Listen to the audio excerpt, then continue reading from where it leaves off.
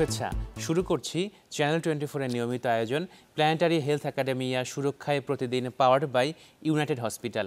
আপনাদের সঙ্গে আছি আমি আশিকিন প্রিন্স।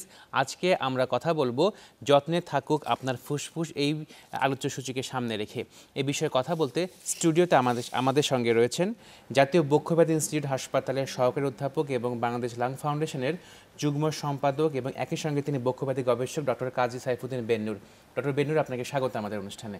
জি, আপনাকে ধন্যবাদ। ভার্চুয়ালি যুক্তরাষ্ট্র থেকে আমাদের সঙ্গে যুক্ত হবেন যুক্তরাষ্ট্রের ইউনিভার্সিটি অফ পাইকের মেডিসিন বিভাগের অধ্যাপক এবং বক্ষব্যাধি ও শ্বাসযন্ত্রের রোগ বিশেষজ্ঞ অধ্যাপক ডক্টর আয়েশা মান্নান শিকদার।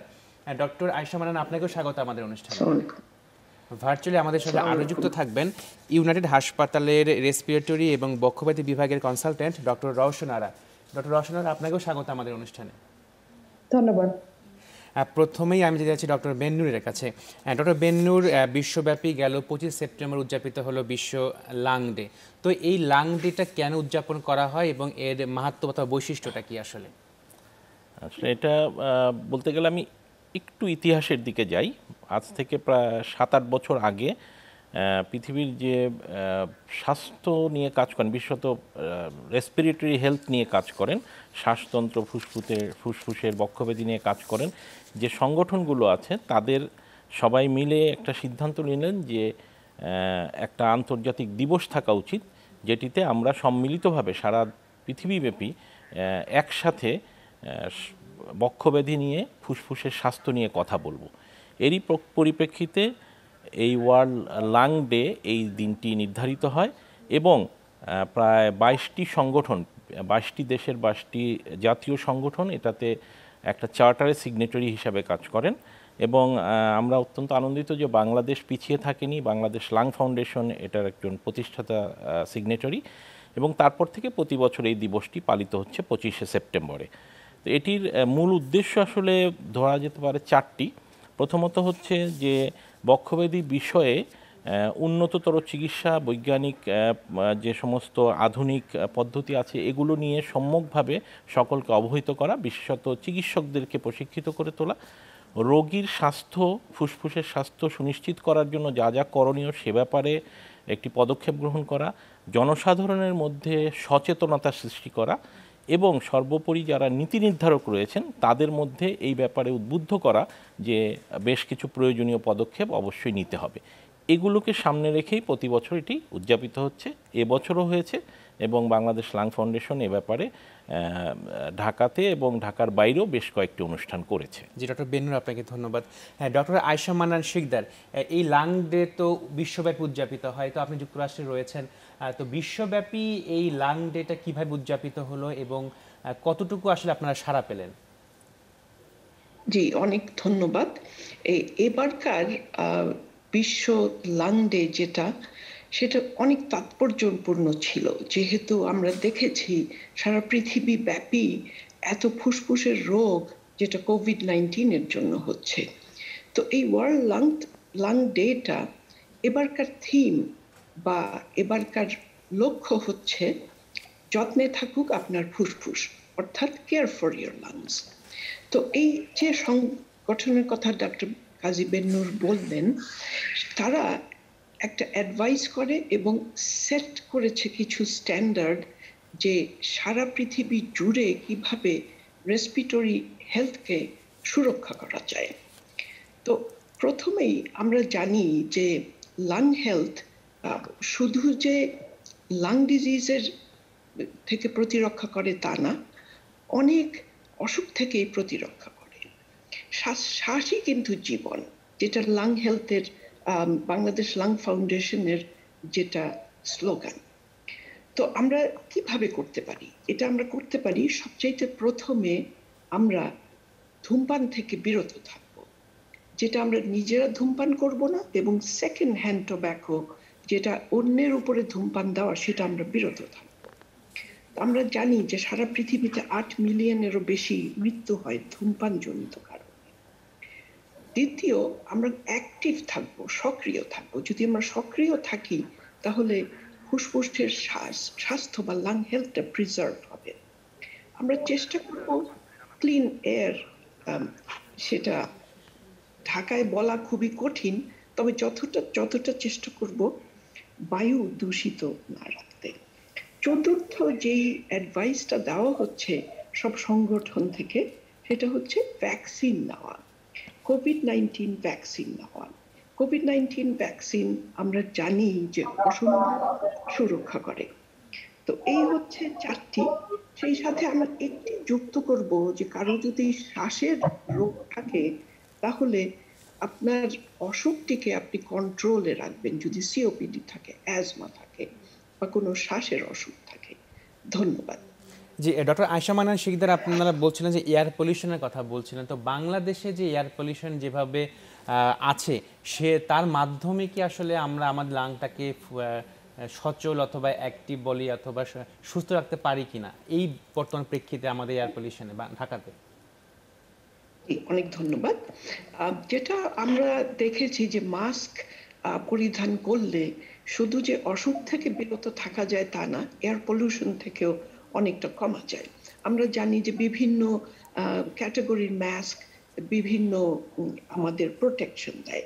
আর দ্বিতীয় হচ্ছে যে অ্যাক্টিভ লাইফস্টাইল, যদি আমরা নিয়মিত একটা এক্সারসাইজ করি প্রতিদিন, যদি আমরা সক্রিয় থাকার চেষ্টা করি, এই দুইটি কিন্তু আমাদেরকে সাহায্য করে।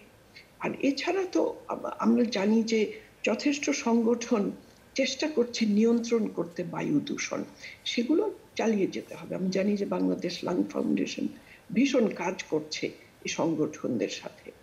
অনেক ধন্যবাদ। জি, ডক্টর আয়েশা মানান, আপনাকে ধন্যবাদ। ডক্টর আয়েশা মানান বলছিলেন যে আসলে টোবাকের কারণে 8 মিলিয়নের বেশি মানুষ মারা যায়। বর্তমানে আমরা দেখতে পাচ্ছি যে ট্রেন্ড হয়েছে যে ভ্যাপিং ইউজ করছে অনেকে, তো এই ধূমপান করাটা আসলে লাংয়ের জন্য কতটা ক্ষতিকর বলে আপনার মনে হয় এবং কতটা ক্ষতিকর হতে পারে যারা ধূমপান করছেন? এটা তো আসলে বলার অপেক্ষায় রাখি না যে ধূমপান লাংসের জন্য অনেক বেশি ক্ষতিকর। তার সাথে আমরা যারা ঢাকা বা ঢাকার চারপাশে বাস করছি, তাদের জন্য অনেক বড় একটা চ্যালেঞ্জ হচ্ছে ঢাকার এয়ার কোয়ালিটি। আমরা জানি যে বছরের নভেম্বর ডিসেম্বরের দিকে এয়ার কোয়ালিটি ইন্ডেক্স সবচেয়ে বেশি ফল করে এবং এটা 300 ক্রস করে যায়, মানে ডেঞ্জারাস লেভেলটাকেও ক্রস করে যায়। সো আমাদের সামনে নভেম্বর ডিসেম্বর শুরু হতে যাচ্ছে, মানে শীতকালটা শুরু হতে যাচ্ছে। আমি তো মনে করি ধূমপান নিয়ে তো সারা বছরই আমরা আমাদের সচেতনতা বা অ্যাডভাইস বা অ্যাওয়ারনেস এগুলো চালাতে থাকি, কিন্তু এখন পার্টিকুলারলি সময় এই বছরটাকে টার্গেট করে যদি আমরা যেসব কারণে মানে ঢাকার এয়ার কোয়ালিটি ফল করে, বিশেষ করে কনস্ট্রাকশনের কাজ বা আমাদের অ্যারাউন্ড ঢাকা সাভারের চারপাশে যে চিমনি এগুলো আছে, সেগুলো নিয়ে যদি আমরা একটু মানে মানে উপর লেভেল থেকে, মানে জাস্ট নীতি নির্ধারণী লেভেল থেকে যদি একটু অ্যাকশন নিতে পারি, আমার মনে হয় আমরা এবারের শীতকালটা বা এবারের যে এয়ার পলিউশনের যে পিক আওয়ারটা সেটা ভালো মতো টেকেল দিতে পারবো। আর ধূমপান নিয়ে আসলে নতুন করে আলাদা করে বলার কিছু নাই, ধূমপান সারা বছরই অ্যাওয়ারনেস চালানো উচিত। প্রতিটা সময় প্রতিটা রোগীর সাথে কথা বলার সময় আমরা, বিশেষ করে আমি সবাইকে ইনভাইট করি, মানে কাউন্সিলিং এর সুযোগ থাকলেই বলি যে ধূমপান করলে নিজে যতটুকু ক্ষতি হয় ঠিক পাশে যারা থাকে তাদেরও সমান ক্ষতি হয়। সো আমরা অবশ্যই এটাকে অ্যাভয়েড করবো। জি, ধন্যবাদ রওশনারা। ডক্টর বেন্নুর, আমরা বলছিলাম যে আসলে এয়ার পলিউশনের কথা বলছিলেন, আপনি তো চিকিৎসা দিচ্ছেন, তো আসলে এয়ার পলিউশনের কারণে কি পরিমাণ রোগী আপনাদের কাছে আসে অথবা বাংলাদেশে মানে তৈরি হচ্ছে এই রোগী এয়ার পলিউশনের কারণে? এয়ার পলিউশনের জন্য প্রধানত যেটি হয়, একটি জিনিস খুব সহজেই বোঝা যায় যে আমরা তো সর্বক্ষণ শ্বাস নিচ্ছি, এটিকে বন্ধ রাখার কোনো উপায় নেই। অতএব আমরা যে বাতাস থেকে শ্বাসটা নিচ্ছি সেটা যদি দূষিত হয়, সেখানে যদি বিষাক্ত গ্যাস থাকে, ধূলিকণা থাকে, সেগুলো অনায়াসে আমাদের শ্বাসতন্ত্রের ভিতরে চলে যায় এবং ফুসফুসে চলে যায়। তার ফলে নানা রকমের রোগে আমরা, জটিলতায় আমরা ভুগি। তার এক ধরনের হচ্ছে একটি সংক্রমণ জাতীয় সমস্যা, যা বিভিন্ন ব্যাকটেরিয়া, ভাইরাস এগুলো আমাদের প্রতিনিয়ত আমাদের শ্বাসনালীকে আক্রান্ত করছে। তার ফলে বিভিন্ন ধরনের নিউমোনিয়া হচ্ছে, ব্রঙ্কাইটিস হচ্ছে, এবং যাদের ইতিমধ্যে ফুসফুসের সমস্যা রয়েছে তারা আরও বেশি ভুগছেন। তাছাড়া যে ধূলিকণাগুলো আছে, সেই ধূলিকণাগুলো আমরা যেগুলো বলি যে সূক্ষ্ম ধূলিকণাগুলো ফুসফুসের একেবারে অভ্যন্তর পর্যন্ত গিয়ে ফুসফুসের যে কোষগুলো এগুলোর কার্যক্ষমতা কমিয়ে দিচ্ছে। ফলে এক ধরনের ফুসফুসটা আমরা বলি যে স্টিফ হয়ে যাচ্ছে বা শক্ত হয়ে যাচ্ছে, এটার ভিতর থেকে অক্সিজেন ঠিকমতো শরীরে পাস করতে পারছে না এই শ্বাসতন্ত্রের মধ্য দিয়ে, এই ধরনের সমস্যা হচ্ছে। তাছাড়া যদি যে সমস্ত বিষাক্ত গ্যাসগুলো আছে সেগুলো নানা রকম সমস্যা করছে, যেমন শ্বাসতন্ত্রের বাইরেও যে লেড যখন এটা আমাদের শ্বাসের সাথে ভিতরে ঢুকছে, এটি আমাদের নার্ভের উপরে, আমাদের বুদ্ধিমত্তার উপরে, শিশুদের বুদ্ধির বিকাশের উপরে খারাপ প্রভাব ফেলছে। কার্বন মনোক্সাইড বলেন বা অন্য ধরনের যে সালফার জাতীয় যে সমস্ত জিনিসগুলো রয়েছে সেগুলো আমাদেরকে সমস্যা করছে। আবার বেশ কিছু পেশার কারণেও কিন্তু এই ধরনের সমস্যা হচ্ছে। যারা স্টোন ক্র্যাশিং বা পাথর ভাঙার সাথে জড়িত তারা সিলিকা দিয়ে আক্রান্ত হচ্ছেন, যারা জাহাজ ভাঙার সাথে জড়িত তারা অ্যাসবেস্টস দিয়ে আক্রান্ত হচ্ছেন, এগুলো ফুসফুসকে অকেজ করে দিচ্ছে। অতএব সার্বিকভাবে এই বায়ু দূষণটা এবং বিভিন্ন পর্যায় থেকে বিভিন্নভাবে যে হচ্ছে, এটি কিন্তু আমাদেরকে এই ফুসফুসকে বিকল করছে, শ্বাসতন্ত্রকে বিকল করছে এবং এর মাধ্যমে কিন্তু পুরোপুরি মানুষটাকেই আসলে অকেজো বা আক্রান্ত একজন রোগীতে পরিণত করে দিচ্ছে। জি ডক্টর বেনুর, আপনাকে ধন্যবাদ। ডক্টর আয়েশা মান্নান, আমরা তো শ্বাসযন্ত্রে ইফেক্ট মানে আক্রান্ত হচ্ছে, তো আসলে শ্বাসযন্ত্রের কোন কোন জায়গায় এবং কতটা সিভিয়ার রোগ হতে পারে এই ফুসফুস যদি আক্রান্ত হয়? জি, অনেক ধন্যবাদ। ডক্টর কাজী বেন্নুর অ্যাকচুয়ালি খুব সুন্দর করে গুছিয়ে ক্যাটাগরিগুলি বললেন। আমাদের এই ধূলিকণার জন্য বা আমরা যদি ধূমপান, এই ধোঁয়া যদি আমরা ফুসফুসে প্রবেশ করে, তখন আমরা দেখি সবচেয়ে প্রথমে সিওপিডি অসুখ যেটি হয়। তো সেই কারণে সিওপিডি কিন্তু মানুষকে একেবারে কাবু করে ফেলতে পারে ক্রমে যখন এটার এক্সপোজারটা বাড়ে। সেই সাথে যেটা অকুপেশনাল লাং ডিজিজ, যেটা ডক্টর বেন্নুর বললেন, সেখানে এই শক্ত এই পার্টিকেলগুলা শরীরে ফুসফুসে ঢোকার পরে কিছু ইররিভার্সিবল ড্যামেজ হয়, যেটা ফুসফুসকে শক্ত করে ফেলে। তখন শ্বাস নেওয়া সম্ভব কঠিন হয়। শুধু যে কাশি শ্বাসকষ্ট তা নয়, সারাক্ষণ মনে হয় যে কে যেন চারিদিক থেকে চেপে রেখেছে, যেন একেবারেই এক্সপ্যান্ড করা যাচ্ছে না ফুসফুস। তো এই কারণে খুব ডিসেবলিং কিছু অসুখ হয়। সেই সাথে আমরা জানি যে যখন অক্সিজেনটা কমে যায় তখন নানান রকমের সিস্টেমিক এফেক্ট হয়। মানুষের চিন্তা শক্তি করার ক্ষমতা কমে যায়, হার্টের প্রবলেম হয় এবং বিভিন্ন অন্যান্য ভাইটাল অর্গানগুলোও এফেক্টেড হয়ে যায়। মানুষের চলার ক্ষমতাও অনেক কমে যায়, চলাফেরা করার, কারণ নার্ভ এবং মাসেলগুলাও আক্রান্ত হয়। এগুলা হচ্ছে irreversible damage due to lung health. এ পর্যায়ে আমি যেতে যাচ্ছি ডক্টর আয়েশা মান্নান শিকদারের কাছে। ডক্টর আয়েশা মান্নান, এবারের প্রতিবাদের অন্যতম একটি কম্পোনেন্ট হচ্ছে স্টপ স্মোকিং। তো বিশ্বব্যাপী যেভাবে স্মোকিং হচ্ছে, আপনার কি মনে হয় যে আসলে ধূমপানটি বিশ্বব্যাপী থেকে আসলে বন্ধ করা যাবে অথবা বন্ধ করতে আরও উৎসাহ দেওয়া যাবে? জি, অনেক ধন্যবাদ, গুরুত্বপূর্ণ প্রশ্ন। অবশ্যই ধূমপান থেকে আমাদের বিরত থাকতে হবে এবং এটা করা সম্ভব। আমরা জানি যে কয়েকটি আমাদের পদ্ধতি আছে যেটা দিয়ে আমরা ধূমপান বন্ধ করতে পারি। যে ধূমপান হচ্ছে নিকোটিনে অ্যাডিকশন। তো নিকোটিনের বেশ কিছু প্রোডাক্ট পাওয়া যায়, সেটা আমরা ব্যবহার করতে পারি এবং আপনারা আপনাদের ডাক্তারের পরামর্শ নিতে পারেন এবং ধূমপান থেকে কিভাবে বিরত থাকা যায় সেটা আপনারা একটু গবেষণা করে দেখতে পারেন। অবশ্যই ধূমপান বন্ধ করা সম্ভব। ধূমপান বন্ধ কেন করবেন এই সম্বন্ধে আমি শুধু একটু মন্তব্য করতে চাই। যখন আমরা দেখি যে কেউ যদি ধূমপান বন্ধ করে, যারা চেইন স্মোকার, তাদেরকে দেখা যায় যে 20 মিনিটের মধ্যে তাদের হার্ট রেটটা অনেকটা স্বাভাবিকের দিকে আসে। 20 মিনিটে মাত্র। 12 ঘন্টায় দেখা যায় যে তাদের রক্তে যে কার্বন মনোক্সাইড লেভেল যে বেড়ে গেছিল, যেটা পয়জন ইন দ্য ব্লাড, যে আমরা জানি যে লাংস আমাদের অক্সিজেন নেয় এবং কার্বন মনোক্সাইড যেটা এটা বের করে, সে কার্বন মনোক্সাইড লেভেলটা 12 ঘন্টার মধ্যেই নেমে আসে। 2 থেকে 12 সপ্তাহে দেখা যায় আমরা যখন লাং ফাংশন টেস্টগুলো করি, আমরা দেখি যে 2 থেকে 12 সপ্তাহে দেখি লাং ফাংশন টেস্টগুলো একটু আগের থেকে ভালো হয়েছে এবং শরীরের রক্ত চলাচলও অনেকটা বেড়েছে। 1 থেকে 9 মাসে দেখা যায়, আমি প্রায়ই দেখি 4 সপ্তাহ বা 1 মাস পরে কাশিটা একেবারে কমে একেবারে জিরোতে প্রায় এসে গেছে। সেই সাথে শ্বাসকষ্ট অনেক সময় 9 মাস পর্যন্ত লাগে, কিন্তু 1 থেকে 9 মাস পর্যন্ত। আমরা এটাও জানি যে 5 থেকে 15 বছরে লাং ক্যান্সারের, যেটা আমরা ফুসফুসের ক্যান্সার, সেটা ভীষণভাবে নেমে আসে 15 বছর পরে, কিন্তু 5 বছর পরেই কিন্তু এটা অনেকটা কমে যায়।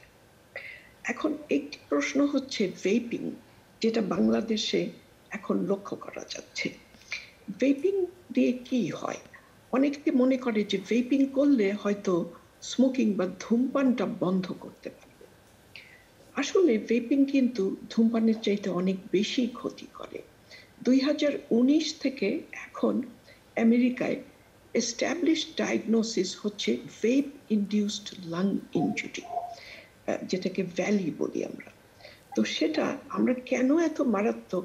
কারণ ধূমপানের এই যে ক্ষতিটা, সেটা কিন্তু 40 বছর বয়সের বা তারপরে হয়। ধূমপান যদি কেউ ভেপিং করে তাহলে দেখা যায় যে তরুণ বয়সী টিনেজার, তাদের পর্যন্ত লাঙে অনেক, ফুসফুসে অনেক ক্ষতি হয়। এটা আমি একটু সাবধান করতে চাই। এই ভেপিং করলে শুধু যে ফুসফুসের ক্ষতি হয় তা না, এই যে রেজিস্ট্যান্স, যেটা ইনফেকশন থেকে প্রতিরোধ করে, সেটার কিন্তু ক্ষমতাও কমে যায়। তো এই দুটোই আমি বলবো আপনাদের দর্শক শ্রোতাদের। সেই সাথে 2020-এর কিন্তু স্লোগান ছিল মাস্ক পরতে হবে, নাকে মুখে হাত দেওয়া যাবে না, আর রেসপিরেটরি হাইজিন, যেটা কফ হাইজিন, কাশি হলে আমরা কভার করব, রুমাল দিব বা দূরে থাকব। সে 2020-এর এই থিমগুলা যেন আমরা ভুলে না যাই। অনেক ধন্যবাদ। ডক্টর আয়েশা মানান, আপনাকে অসংখ্য ধন্যবাদ আমাদের সময় দেওয়ার জন্য।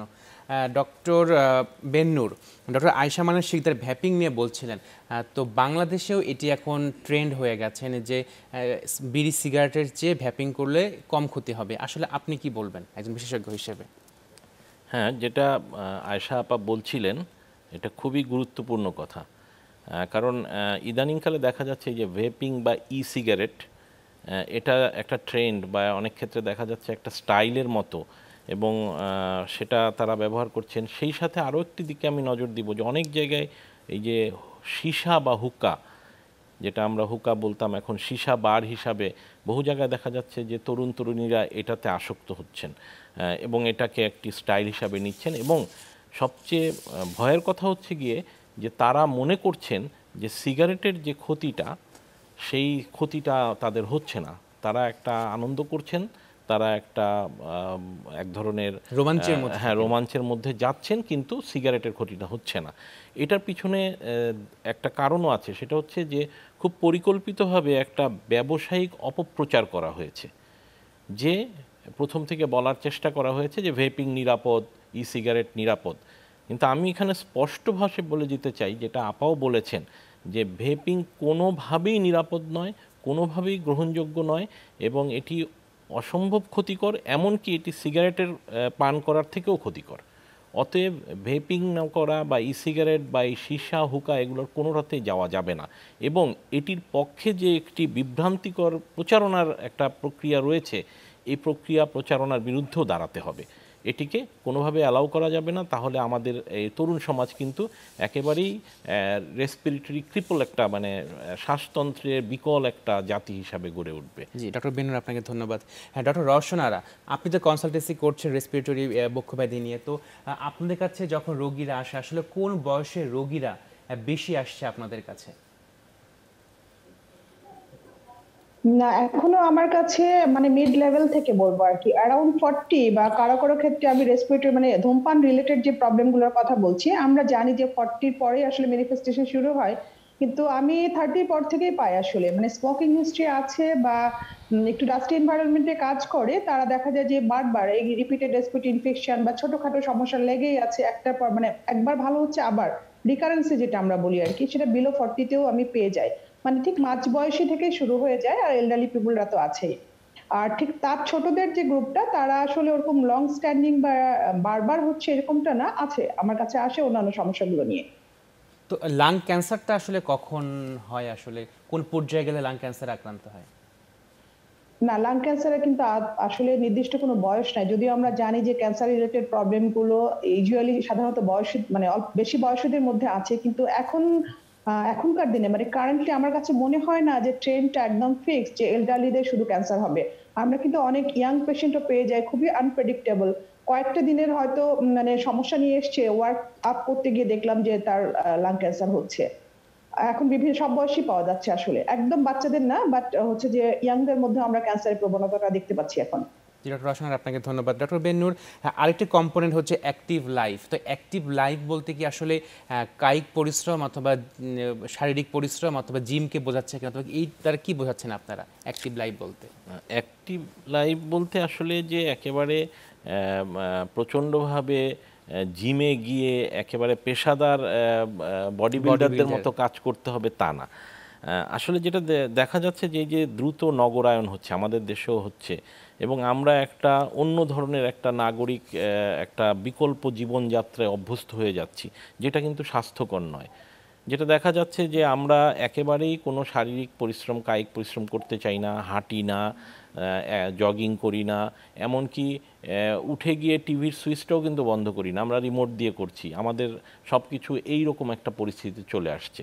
সেই সাথে যেটা হচ্ছে যে আমাদের খাদ্যাভ্যাসেরও একটা মানে একটা অন্য ধরনের পরিবর্তন আমরা নিয়ে এসেছি। ফাস্ট ফুড জাতীয় জিনিস, ভাজা পোড়া জাতীয় জিনিস, এগুলোর প্রতি আকৃষ্ট হচ্ছি। যে টাটকা সবজি ফলমূল বা টাটকা মাছ মাংস, এগুলোর দিকে আমাদের আকর্ষণ কম, বা আমরা এগুলো ছেড়ে যাচ্ছি, ভুলে যাচ্ছি। এবং সাথে বায়ু দূষণ ক্রমাগত বাড়ছে। এই সব কিছু কিন্তু আমাদেরকে একটা সতেজ সুস্থ জীবন থেকে সরিয়ে দিচ্ছে। তাই এইবারের প্রতিপাদ্যের মধ্যে এই জিনিসটা নিয়ে আসা হয়েছে যে আপনাকে এই প্রতিটা জিনিসকে খেয়াল রাখতে হবে।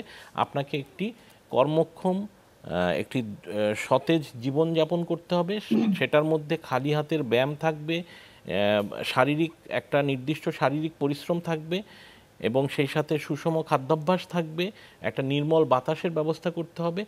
এই অভ্যাসগুলো যদি আমরা করে তুলতে পারি, তাহলেই কিন্তু এই অ্যাক্টিভ লাইফটা যে প্রতিপাদ্য বিষয়টা, এটা আমরা অর্জন করতে পারি। ডক্টর বেন্নুর, আপনাকে ধন্যবাদ।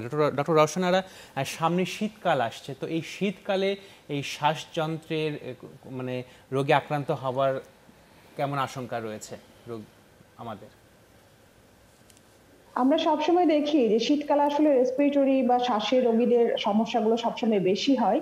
তো এবার যেটা হচ্ছে যে আমার কাছে একটু আশাবাদী মনে হয় যে আমরা যে মাস্ক পরার হ্যাবিটটা তৈরি করতে পেরেছি কিছুটা হলেও, যদি এখন আমরা অনেকটাই আবার একটু মানে ফ্রি স্টাইলের দিকে চলে যাচ্ছি বলে মনে হচ্ছে, বাট এই মাস্ক পরার জন্য যে রেসপিরেটরি ডিজিজ গুলো হওয়ার কথা, ডাস্ট রিলেটেড বা আমি যেটা বললাম এনভায়রনমেন্টাল যে পলিউশন রিলেটেড যে প্রবলেমগুলো, সেগুলো একটু কম হওয়া উচিত। আর আমরা জানি যে মোস্ট অফ দা ফুসফুসের অসুখগুলোই হচ্ছে কি শ্বাসনালীর মানে শ্বাসের মাধ্যমেই ছড়ায় আসলে। সো মাস্ক পরে থাকলে আমরা কমন যে ফুসফুসের অসুখগুলো মানে ফ্লু বা এরকম যে ইনফেকশন গুলো আমরা যে অ্যাকোয়ার করি, সেগুলো মনে হয় আমার কাছে এবার কম হবে বলেই মনে হচ্ছে। আর আমরা যেটা এখন শুরু করেছি বা আমাদের ডক্টরদের লেভেল থেকে আমরা যেটা বলছি, যারা আগে থেকে শ্বাসের রোগী মানে যাদের ফুসফুস একটু ক্ষতিগ্রস্ত, যারা অ্যাজমা ডায়াবেটিস বা অন্যান্য অসুখে ভুগছেন, তাদেরকে আমরা ভ্যাকসিনেট করার কথা এখনই শুরু করেছি। কারণ আমরা জানি যে প্রত্যেক বছরেই প্রায় নভেম্বরের ফার্স্ট উইকে বা অক্টোবরের সেকেন্ড হাফ থেকে বাজারে ইনফ্লুয়েঞ্জা ভ্যাকসিনটা অ্যাভেলেবল হয়ে যায়, যেটা পরের বছরের প্রোটেকশন দেয়। সেটা আমরা দেওয়ার চেষ্টা করব। আর নিউমোনিয়া ভ্যাকসিনের ব্যাপারেও আমরা উদ্বুদ্ধ করার চেষ্টা করব আর কি। এই পর্যায়ে আমি আবারও যেতে যাচ্ছি ডক্টর বেন্নুরের কাছে। ডক্টর বেন্নুর, এবারের প্রতিপাদ্যের অন্যতম কম্পোনেন্ট হচ্ছে ভ্যাকসিনেশন। তো এই ভ্যাকসিনেশনটা কোন ভ্যাকসিন আছে, করোনা ভ্যাকসিন নাকি ফ্লু ভ্যাকসিন? না, এটা এবছরের প্রতিপাদ্যের ভ্যাকসিনেশনটা আসাতে প্রথমত যেটা গুরুত্ব দিচ্ছি আমরা সেটা হচ্ছে করোনা ভ্যাকসিন, কারণ এখন এই মুহূর্তে এটি হচ্ছে একটি মানে আন্তর্জাতিক সমস্যা, একটা প্যান্ডেমিকের মধ্যে আমরা যাচ্ছি, করোনাকে আমাদের মোকাবেলা করতেই হবে এবং সেটার জন্য ভ্যাকসিনের বিকল্প নেই। অতএব এই আমাদের এবারের স্লোগানের মধ্যে অবশ্যই করোনা ভ্যাকসিন ইনক্লুডেড, কিন্তু সেই কারণে যে অন্য দুটো ভ্যাকসিন যেটা আমরা ফুসফুসের স্বাস্থ্য নিশ্চিত করার জন্য বলে থাকি, যেটা একটা বললেন আপনি ফ্লু ভ্যাকসিন আর একটা হচ্ছে নিউমোনিয়ার ভ্যাকসিন, এ দুটোকেও কিন্তু ভুললে চলবে না। কারণ ফ্লু ভ্যাকসিন প্রতি বছর একটা করে নিতে হয়, কারণ যে ভাইরাসগুলো আমাদের ইনফ্লুয়েঞ্জা আক্রান্ত করে, এটা যদি নেওয়া হয় তাহলে সেই ভাইরাসগুলো আর আমাদেরকে ইনফ্লুয়েঞ্জা আক্রান্ত করতে পারবে না। ইনফ্লুয়েঞ্জা সাধারণত বলা হয় যে খুব একটা যে ডেডলি ডিজিজ তা না, হয়তো 2-4 দিন ভুগে মানুষ ভালো হয়ে যায়, কিন্তু এটি হলে পরে কিন্তু যদি কারো ইতিমধ্যে শ্বাসের কোনো সমস্যা থেকে থাকে, যেমন অ্যাজমা, সিওপিডি বা এই ধরনের সমস্যা, তারা কিন্তু তাদের ওই রোগের নিয়ন্ত্রণগুলো হারিয়ে ফেলতে পারেন বা ওই রোগগুলো আরও খারাপ দিকে যেতে পারে। আর ক্রমাগত যদি এই ইনফ্লুয়েঞ্জা ভুগতে থাকেন তাহলে কিন্তু তার শ্বাসতন্ত্রটা দুর্বল হয়ে যাবে। পাশাপাশি নিউমোনিয়ার ভ্যাকসিনটাকে দিয়েও খেয়াল রাখতে হবে, কারণ নিউমোনিয়া যে ব্যাকটেরিয়া দিয়ে যে নিউমোনিয়াগুলো হয়, এগুলো বড়দের ক্ষেত্রেও হয়, বিশেষত যারা এল্ডারলি অথবা যারা একটু ইমিউনো কম্প্রোমাইজ বা যাদের রোগ প্রতিরোধ ক্ষমতা একটু কম কোনো কারণবশত, রোগের কারণে হোক বা কোনো ওষুধের কারণে, তাদের ক্ষেত্রে হয়। আর শিশুদের ক্ষেত্রে তো নিউমোনিয়া যথেষ্টই হয়। অতএব এ দুটোর দিকেও আমাদের নজর রাখতে হবে।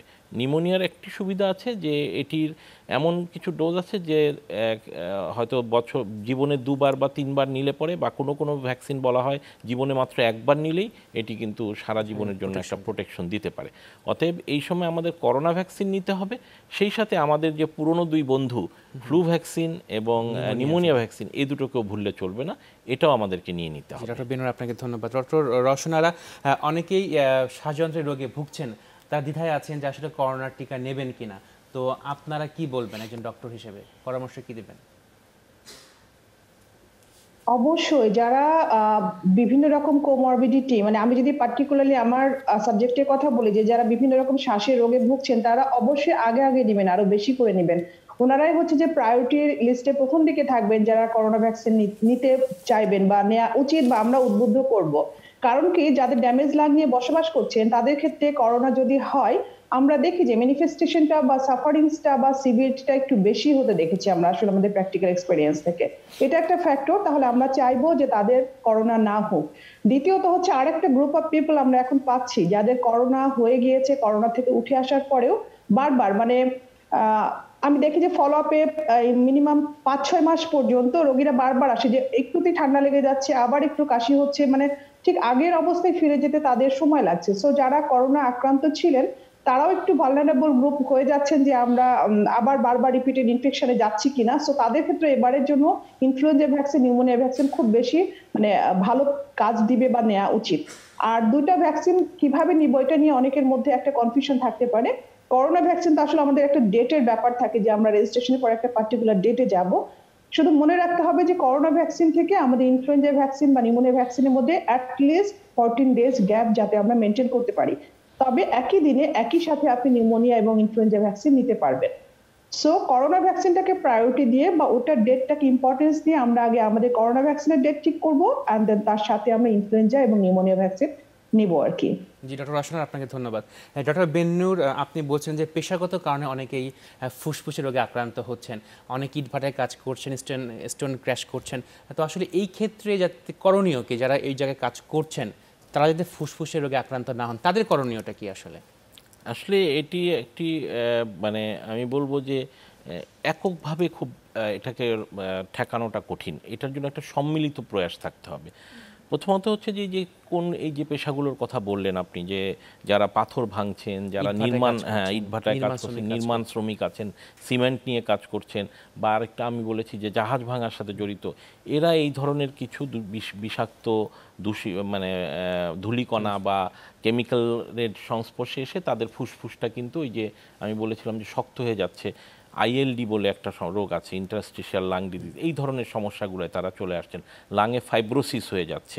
তো এটা দূর করার জন্য যেটা প্রথম বা প্রধান কাজ সেটা হচ্ছে গিয়ে যে যারা আক্রান্ত হবেন তারা যদি পেশাটা পরিবর্তন করে ফেলতে পারেন এটি একটি ভালো পদ্ধতি, কিন্তু এটি কিন্তু সবসময় সম্ভব হয় না। হঠাৎ করে আমি পেশাটা, যেটা আমি সবসময় করে এসেছি গত 5, 10, 20 বছর যাবৎ, আমি পেশাটা পরিবর্তন করে ফেলবো, এটা কঠিন। তো এই ধরনের যারা এই ধরনের কাজগুলো করছেন তারা ব্যক্তিগত সুরক্ষাটা নেবেন, মাস্ক পরা, এবং এগুলো কিছু ইন্ডাস্ট্রিয়াল মাস্ক আছে, এটা সাধারণ সার্জিক্যাল মাস্কে হবে না, ইন্ডাস্ট্রিয়াল মাস্ক আছে, সেগুলো পরিধান করা। এবং আরেকটি ব্যাপার হচ্ছে যে পরিবেশটাকে, ওখানকার পরিবেশটাকে এই ধরনের দূষণ মুক্ত রাখার চেষ্টা করা, ফিল্টার ইউজ করা। যদি একটা আবদ্ধ জায়গায় কাজ করেন সেখানে ওয়েল ভেন্টিলেশন এবং ফিল্ট্রেশন, এই জিনিসগুলোর ব্যবস্থা করা।